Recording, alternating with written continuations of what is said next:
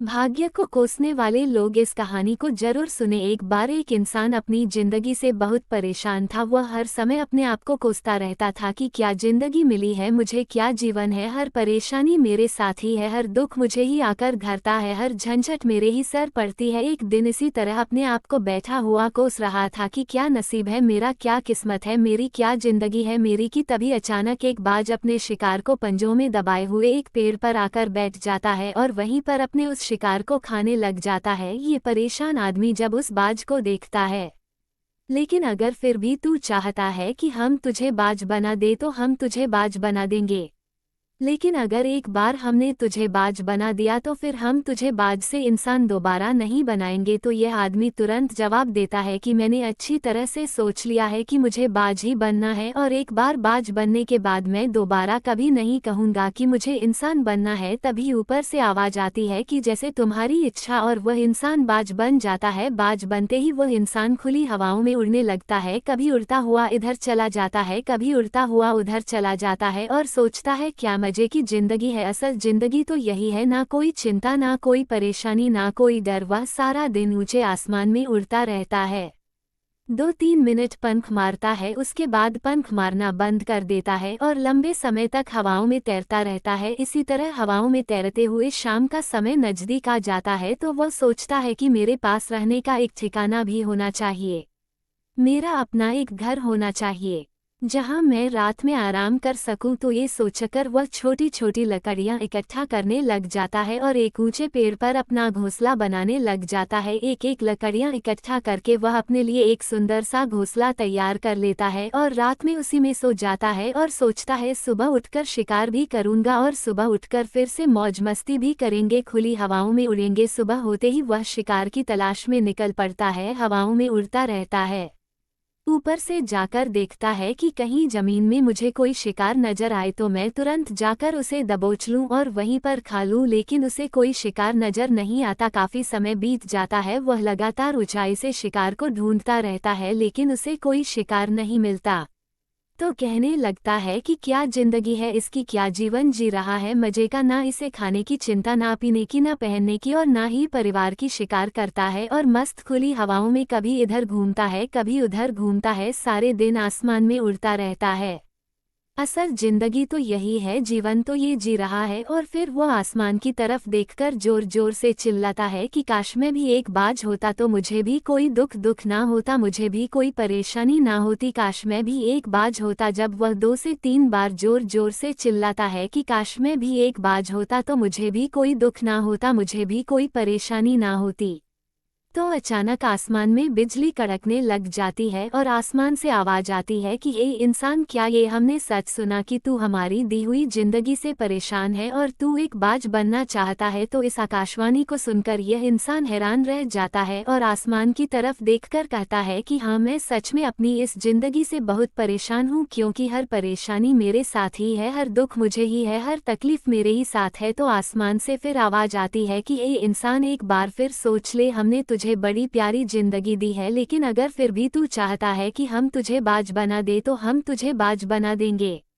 लेकिन अगर एक बार हमने तुझे बाज बना दिया तो फिर हम तुझे बाज से इंसान दोबारा नहीं बनाएंगे। तो यह आदमी तुरंत जवाब देता है कि मैंने अच्छी तरह से सोच लिया है कि मुझे बाज ही बनना है, और एक बार बाज बनने के बाद मैं दोबारा कभी नहीं कहूँगा कि मुझे इंसान बनना है। तभी ऊपर से आवाज आती है कि जैसे तुम्हारी इच्छा, और वह इंसान बाज बन जाता है। बाज बनते ही वह इंसान खुली हवाओं में उड़ने लगता है, कभी उड़ता हुआ इधर चला जाता है, कभी उड़ता हुआ उधर चला जाता है और सोचता है क्या मजे की जिंदगी है। असल जिंदगी तो यही है, ना कोई चिंता, ना कोई परेशानी, ना कोई डर। वह सारा दिन ऊंचे आसमान में उड़ता रहता है, 2-3 मिनट पंख मारता है, उसके बाद पंख मारना बंद कर देता है और लंबे समय तक हवाओं में तैरता रहता है। इसी तरह हवाओं में तैरते हुए शाम का समय नजदीक आ जाता है तो वह सोचता है कि मेरे पास रहने का एक ठिकाना भी होना चाहिए, मेरा अपना एक घर होना चाहिए, जहां मैं रात में आराम कर सकूं, तो ये सोचकर वह छोटी छोटी लकड़ियां इकट्ठा करने लग जाता है और एक ऊंचे पेड़ पर अपना घोंसला बनाने लग जाता है। एक एक लकड़ियां इकट्ठा करके वह अपने लिए एक सुंदर सा घोंसला तैयार कर लेता है और रात में उसी में सो जाता है और सोचता है सुबह उठकर शिकार भी करूंगा और सुबह उठकर फिर से मौज मस्ती भी करेंगे, खुली हवाओं में उड़ेंगे। सुबह होते ही वह शिकार की तलाश में निकल पड़ता है, हवाओं में उड़ता रहता है। ऊपर से जाकर देखता है कि कहीं जमीन में मुझे कोई शिकार नजर आए तो मैं तुरंत जाकर उसे दबोच लूं और वहीं पर खा लूं, लेकिन उसे कोई शिकार नजर नहीं आता। काफी समय बीत जाता है, वह लगातार ऊंचाई से शिकार को ढूंढता रहता है लेकिन उसे कोई शिकार नहीं मिलता। फिर पास एक जंगल होता है, यह उस जंगल में चला जाता है ये सोचकर कि शायद वहां कोई अच्छा सा शिकार मेरे हाथ आ जाए। ये जंगल के ऊपर उड़कर शिकार को ढूंढता रहता है, जंगल के अंदर जाकर भी शिकार को ढूंढता है लेकिन इसे वहां भी कोई शिकार नहीं मिलता। शाम का समय नजदीक आ जाता है तो मायूस होकर वापस अपने घोंसले की तरफ लौट रहा होता है कि रास्ते पर थककर एक पेड़ के ऊपर बैठ जाता है। जब यह उस पेड़ के ऊपर बैठा होता है तो उसकी नज़र एक बीमार चिड़िया पर पड़ती है जो कि लय अवस्था में होती है। ये तुरंत जाकर उसे दबोच लेता है, उसके पंख निकालकर अलग कर देता है और उसे खा जाता है। उस चिड़िया को खाने के बाद वह अपने घोंसले की तरफ उड़ जाता है और रास्ते में सोचता है कि चलो बीमार चिड़िया ही सही, लेकिन कुछ तो खाने को मिला। वह अपने घोंसले पर पहुंचकर आराम करने लगता है और सोचता है सुबह एक अच्छा सा शिकार पकड़ूं और अपनी भूख मिटा लूंगा। जैसे ही सुबह का प्रकाश होता है ये निकल पड़ता है अपने शिकार की तलाश में, हवा में उड़ता रहता है लेकिन आज फिर कोई शिकार इसके हाथ नहीं आता। काफी समय बीत जाता है, ये ऊंचाइयों पर जाकर अपनी तेज नजरों से शिकार को ढूंढने की पूरी कोशिश करता है लेकिन इसे कोई भी शिकार नजर नहीं आता। फिर यह पास के उस जंगल की तरफ चला जाता है लेकिन इसे वहां भी कोई शिकार नहीं मिलता। इसी प्रकार पूरे दिन उड़ते उड़ते शाम का समय नजदीक आ जाता है तो यह निराश होकर वापस लौटने लगता है और रास्ते में एक पेड़ पर आकर बैठ जाता है। सोचता है शायद आज फिर कोई बीमार चिड़िया मेरा इंतजार कर रही हो, लेकिन हर बार किस्मत मेहरबान थोड़ी होती है। आज इसे कोई बीमार चिड़िया नहीं मिलती। ये थक हार कर वापस अपने घोंसले की तरफ चल पड़ता है और घोंसले पर पहुंचकर भूखा प्यासा ही सो जाता है और सोचता है कल सुबह एक बड़ा सा शिकार पका और आज की भूख भी मिटा लूंगा।